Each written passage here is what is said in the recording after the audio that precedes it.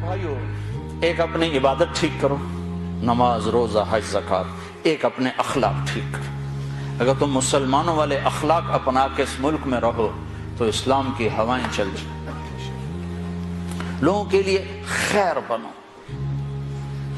ایک صحابی نے کہا یا رسول اللہ میں چاہتا ہوں سب سے بہترین میں ہوں، تو آپ نے کیا کہا؟ تہجد پڑھ، روزے رکھ، نفل پڑھ، صدقے کر، خیرات کر، حج کر، عمرے کر۔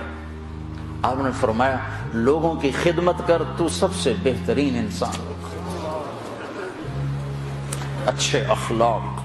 ایک نے کہا یا رسول اللہ میں چاہتا ہوں میرا ایمان کامل ہو جائے، مکمل ہو جائے، تو آپ نے فرمایا تو اپنے اخلاق اچھے کر، تیرا ایمان مکمل ہو جائے گا۔ تو بھائیو، نماز روزے والے تو بہت سے مل جاتے ہیں، داڑھی پگڑی والے بھی بہت سے مل جاتے ہیں، اخلاق والے کوئی نہیں ملتے۔ معاف کرنے والوں سے دنیا خالی ہوگی، درگزر کرنے والوں سے دنیا خالی ہوگی۔ بیوی کو غصہ چڑھ جائے تو خامند پہ چڑھائی ہے، خامند کو غصہ چڑھ جائے تو بیوی پہ چڑھائی ہے، اولاد کو غصہ چڑھ جائے تو ماں باپ کی گستاخی ہے، ماں باپ کو غصہ چڑھ جائے تو اولاد کی ٹھکائی ہے، پٹائی ہے۔ یہ نہیں دیکھتے کہ یہ تربیت کا تقاضا ہے یا نہیں ہے۔ بھائی بھائی سے تمہارا کیا رونا رو۔ ہمارے سامنے ہمارے علاقے میں یہ دو بھائی دیواریں ساتھ ہیں، ایک مر گیا، دوسرے کا مجھے پتا چلا اس کے جنازے میں نہیں جا رہا۔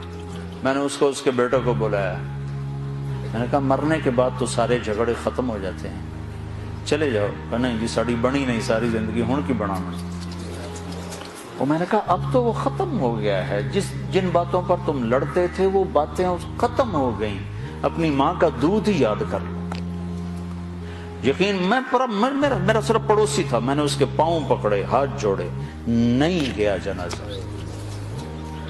ایسوں سے جہان بھرا پڑا۔ ہمارے اخلاق کیا ہیں؟ جو سلام کرے اسے سلام کرو، جو نہ کرے نہ کرو، یہ ہمارے اخلاق ہیں۔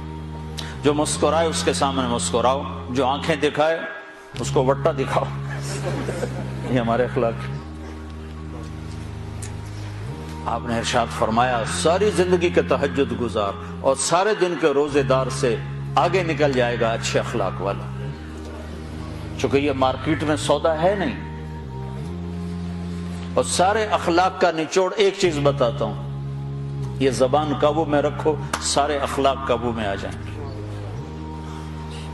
مظفر آباد کشمیر میں ہماری جماعت تھی تو وکلاء کا وفد آیا ملنے، میں نے آدھا پونا گھنٹہ بات کی تو پھر ایک وکیل صاحب کہنے لگے جی ایک نصیحت کر دیں، آپ کی بہت ساری نصیحتیں سنی ہیں، ایک نصیحت کر دیں۔ تو میں نے اب مجھے دیکھو، میں نے کہا یہ زبان قابو میں۔ کہا نا کوئی اور بتائیں، کوئی اور بتائیں، کوئی اور بتائیں۔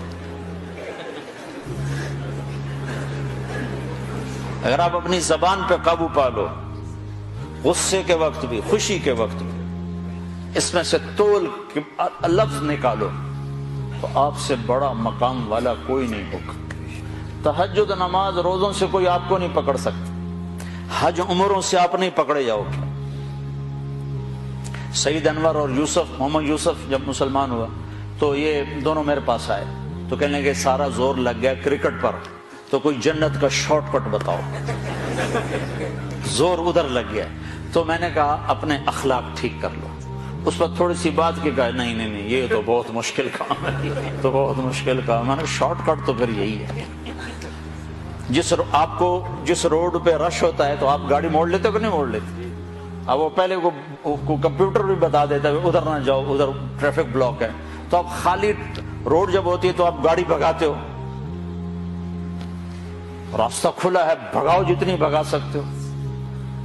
تو میں یہ مثال دیا کرتا ہوں کہ نماز کے روڈ پر بھی بہت لائن ہے، بڑی لمبی لائن لگی ہوئی ہے، روزے کا روڈ بھی بھرا ہوا ہے، حج کا روڈ بھی بھرا ہوا ہے، عمرے کا روڈ بھی بھرا ہوا ہے، علم کا روڈ بھی بھرا ہوا ہے، لکھنے پڑھنے کے روڈ بھی بھرے پڑے ہیں، اور درس قرآن درس حدیث کے روڈ بھی بھرے پڑے ہیں۔ اخلاق والا روڈ ہی خالی، بندہ ہی کوئی نہ کوئی مرد نہ کوئی عورت۔ تمہاری سزوکی بھی ہوگی تو مرسڈیز سے آگے نکلے گی، چونکہ وہ تو کھڑی ہوئی ہے، تمہاری جا رہی ہے، خدا کے سہارے چلی جا رہی ہے۔ نہ ڈرائیور کو خوبی نہ انجن کا کمال. ہمارے یہاں جو پرانی بسیں ہوتی نا اس کے پیچھے لکھا ہوتا ہے نہ انجن کی خوبی نہ ڈرائیور کا کمال, بس خدا کے سہارے چلی جائے. تو میرے رب کی قسم تم یہ مرد عورت اپنے اخلاق اچھے کر لو, تمہیں پکڑ کوئی نہیں سکتا.